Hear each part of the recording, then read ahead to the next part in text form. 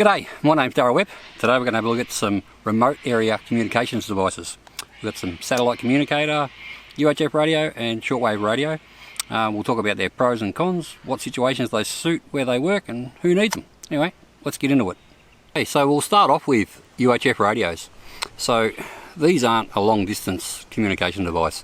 These guys are short range. We've got a 5 watt model and a 1 watt model. Now typically what these are sort of for is people who are trying to communicate car to car.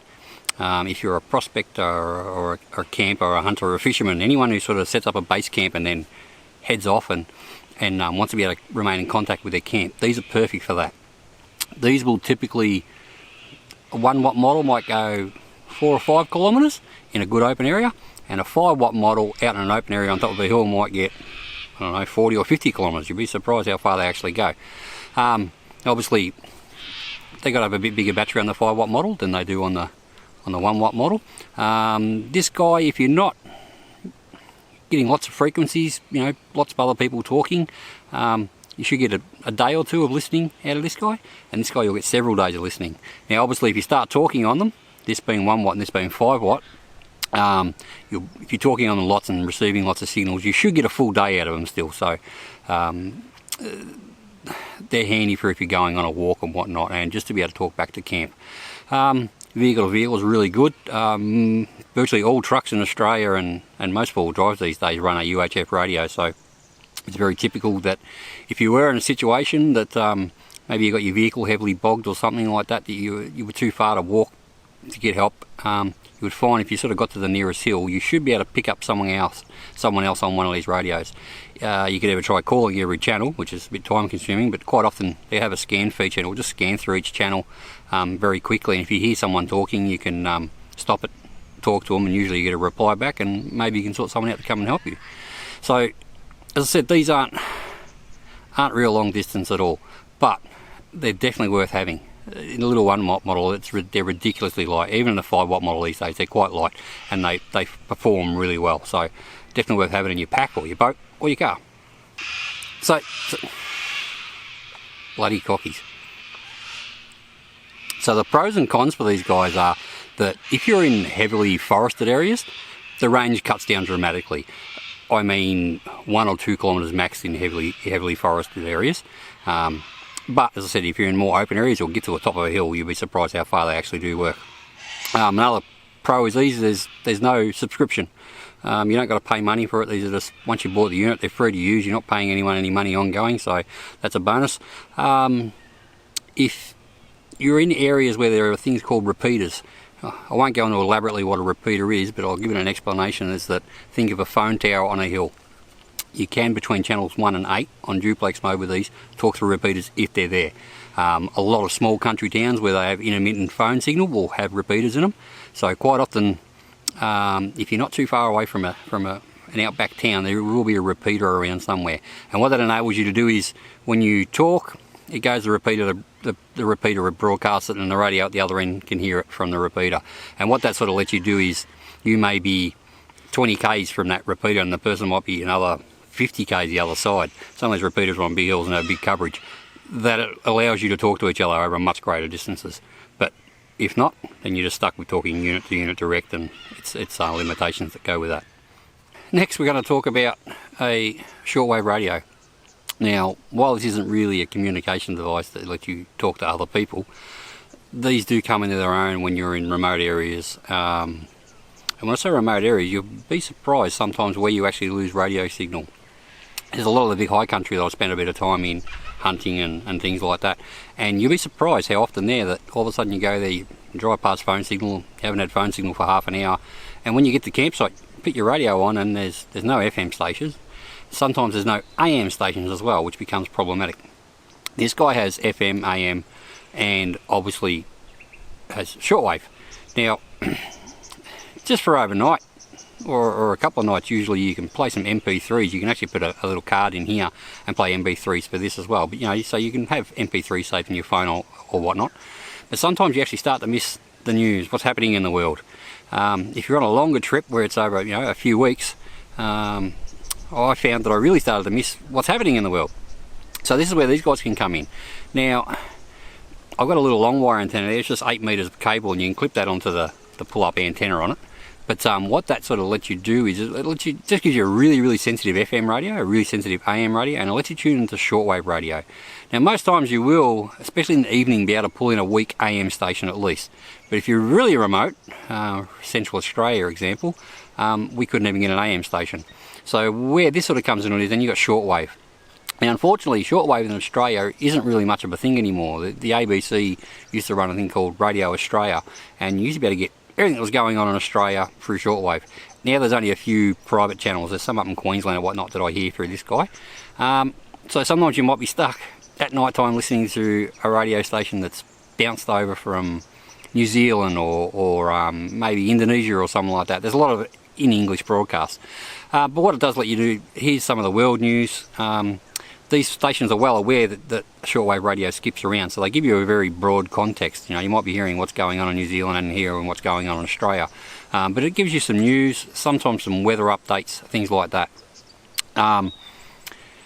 They're very basic to use. They're very cheap. Out of all these things, these are the cheapest. You sort of get what you pay for with them. There's not a lot of tech in these. It's a very basic little receiver. It's quite loud, surprisingly loud. Turn it on, the rotary dial. You don't have to sit there and actually rotate for every station. It lets you just give it a thumb and it'll start auto tuning by itself. Find a station, lock onto it. If you like it, stay there, and you might, you know, hear some news or weather or maybe a bit of music, because your MP3 list has been played 10 times already and you're sick and tired of all the songs on that, and these things really happen. As I said, you can put an MP3 card in here, a little thing, and you can actually stick a memory stick in there as well with MP3s on it, so you can sort of use it as a music player. It is actually loud enough around the campfire. If you play it down and use it like it's meant to be used, sort of keep the volume down to about talking level, you'll probably get about 3 nights out of it. You know, sitting around the fire having a couple of drinks and listening to a little bit of music or tuning into the news or whatnot. So these are really handy for just to hear a bit of what's going on in the world. Not that they're going to help you in an emergency situation or contact other people, but it is it's a bit of entertainment for sometimes the things you're missing that you just can't get without the internet and phone reception. Last but not least is a satellite communicator. Now these guys come in a few different flavours. You can get Spot. Most of you are probably familiar with those Spot communications and SOS devices. Garmin has, this is their newest one, but Garmin has some inreach Mini and inreach Explorer. This is the GPS Map 66i. So this is sort of their GPS with that inreach technology built into it. So how this one sort of works is it's got an SOS button, and you liken it to an EPIRB or a personal locator beacon. You trigger it off and hopefully emergency services come. That's how an EPIRB works, that's how the personal locator beacon works, and that's how the inreach service works. The difference with these ones is this one's two-way, so unlike a personal locator beacon, when you set it off, you're just hoping that the cavalry's coming type of thing, you know. If you've been bitten by a snake and you know 5 or 6 kilometres from camp, you can't walk out, you can trigger this off, and these guys actually respond to it and they talk you through what's going on. So you actually know what's happening. You get an ETA of what's going on. You can let them know precisely what's actually happened to you, what's wrong. What that sort of lets you do is, you're not meant to use this in case unless it's an emergency, but it gives you a bit of wriggle room, I guess. You know, you might be in a remote area where you've your car's broken down, and it would be life-threatening to try and walk out of your situation. So if you were to trigger off an EPIRB or a PLB, you don't necessarily want a helicopter to come out and airlift you out. What you actually really need is someone to come tow you out or whatever. So these guys can actually help you that way. It still is a life-threatening situation, obviously. You can't use it just if you break down on the side of the highway. That's not an SOS emergency situation. The con with this one is you need a subscription. So they have a couple of different plans. I went for what they call their safety plan. And you can turn it on and off, which is good. So you can get plans down to as low as $20 a month. This one I went for the $25 a month one. What the $25 lets you do is it lets you turn it off. So you might decide you only need it during summer or only a couple of months a year when you're doing your hunting trips. You can activate it for then, and the rest of the year you just deactivate it and you don't use it, so you don't pay no money.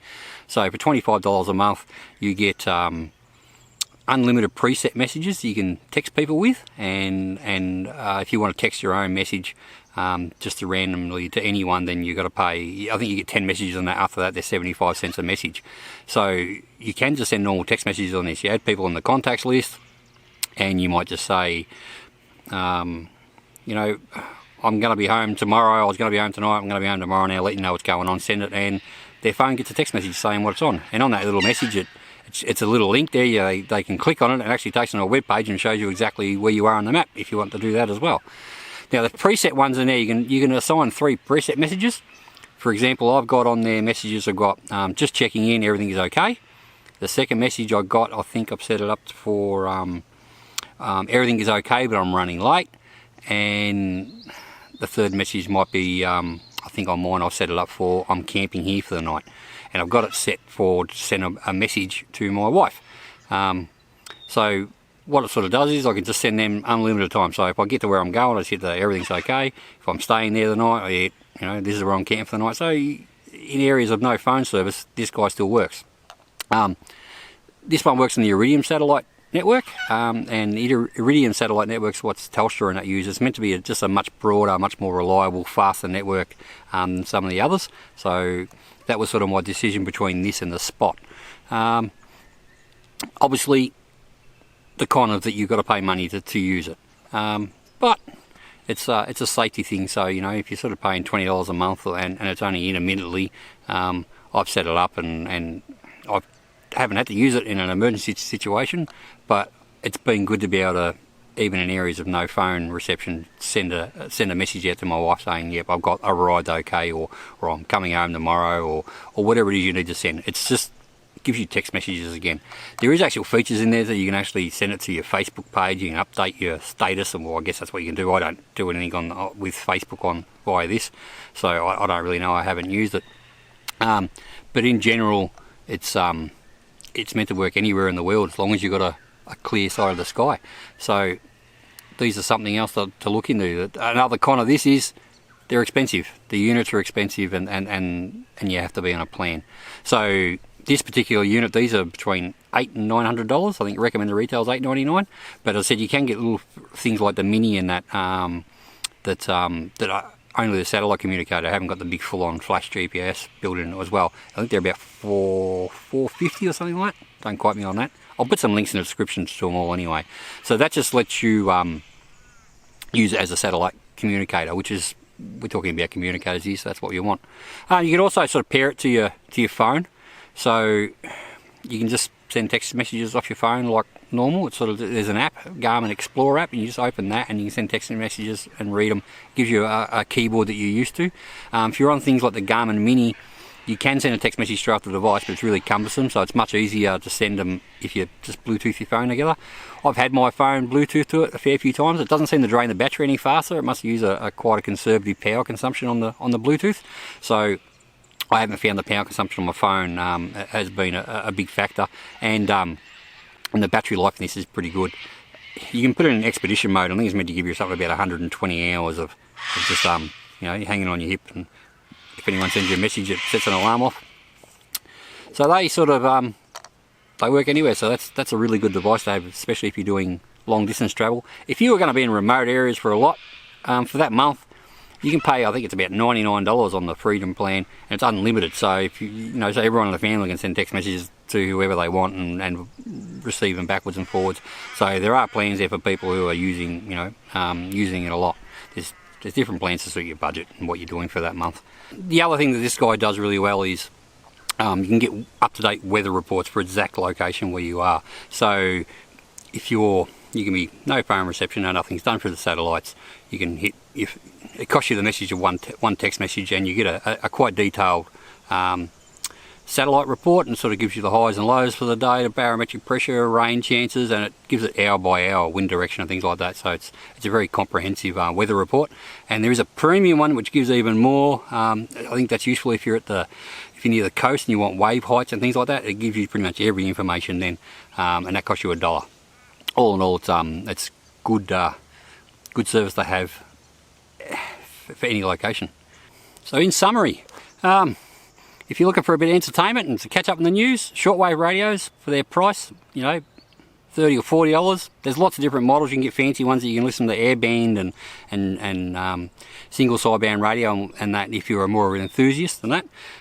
They might cost you $100, but these are very affordable and good to have with you. UHF radios. If you're going to be around with other people, you will use these a lot.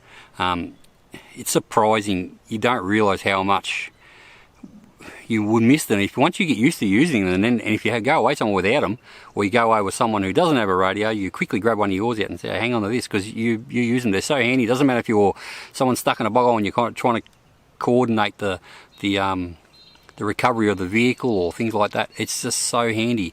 The kids might want to go for a walk along the river by themselves. They're starting to get a bit older, they can do that type of stuff. This thing, you can hand them one and it gives them a lot more security and makes you feel about it better. They're just so useful. The inReach stuff, just for remote areas and safety, I don't know, it's hard. Sometimes it's hard to justify the price, but it's also, if you've got one, it's hard to justify not having it.